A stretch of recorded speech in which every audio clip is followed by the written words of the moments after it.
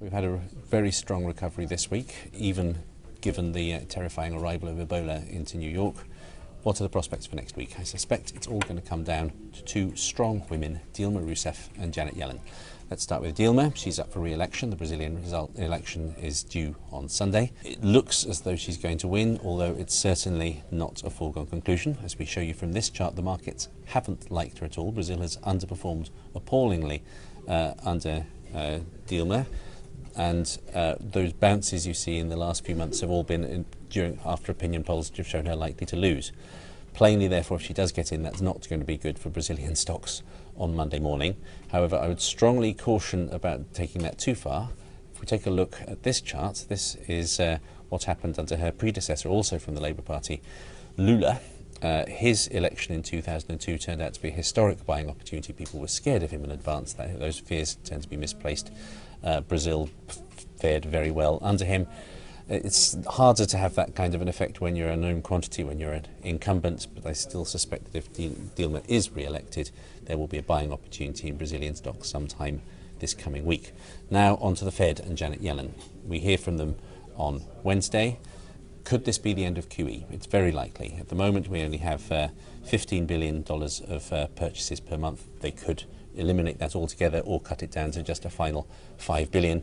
Either way, I don't think it really matters. As we can show you from this chart, the amount of extra stimulus they've been adding is almost negligible at this point anyway. It's largely symbolic. Also, if you think of this in terms of a stock rather than a flow, the ultimate support the Fed providing is enormous and not going to reduce. What is far more important is the mood music that accompanies it. Everyone assumes, following the ructions in the bond market in the last few weeks, that they are going to be very careful to go in a dovish direction.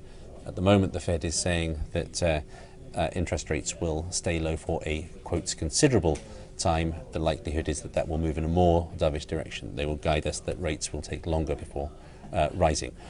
Whatever happens, this is a dangerous period. The Fed has no obvious weapons, can't raise rates for quite a long time. It will be reliant on communication, which is difficult with a relatively new chairman, and it will be data dependent, which always makes things more volatile. There's a number of other things I'd like to mention quickly. On Thursday, we have US GDP, obviously important at the moment. On Friday, the Bank of Japan meets. Abenomics is running into difficulties, although it's more likely that the bank is going to move later in the year rather than now. The week is going to be the heaviest week for US earnings, always obviously important for the third quarter. And then finally, we get the results of the asset quality review for European banks this weekend. Any really ugly surprises would probably already have been leaked already, but you can't be sure of that. Finally, getting back to Ebola in New York, in the extremely unlikely event that virus actually manages to spread, that probably would get people rather scared. But I emphasize, it does appear to be extremely unlikely.